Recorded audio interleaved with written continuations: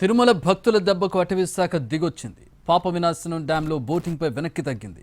Boating trial run కాదు, security audit మాత్రమే అంటూ వివరణ ఇచ్చింది. నిన్న తిరుమల పాప వినాశనం డ్యాంలో బోటింగ్ నిర్వహించారు అటవీ శాఖ అధికారులు. అయితే టీటీడీకి కనీస సమాచారం కూడా అందించలేదు. తిరుమలను పర్యాటక క్షేత్రంగా కాకుండా ఆధ్యాత్మిక క్షేత్రంగా భావించాలని ఇప్పటికే టీటీడీ పదే పదే విజ్ఞప్తి చేస్తోంది. అయితే అటవీ శాఖ మాత్రం ఈ చర్యలను సమర్థించుకుంటోంది. డ్యాంలో బోటింగ్ ట్రయల్ రన్ నిర్వహించలేదని, సెక్యూరిటీ ఆడిటింగ్ చేశామని చెబుతోంది. అసాంఘిక కార్యకలాపాలు జరుగుతున్నాయని సమాచారంతోనే డ్యాంలో బోట్లతో తనిఖీలు నిర్వహించామని చెబుతోంది అటవీ శాఖ.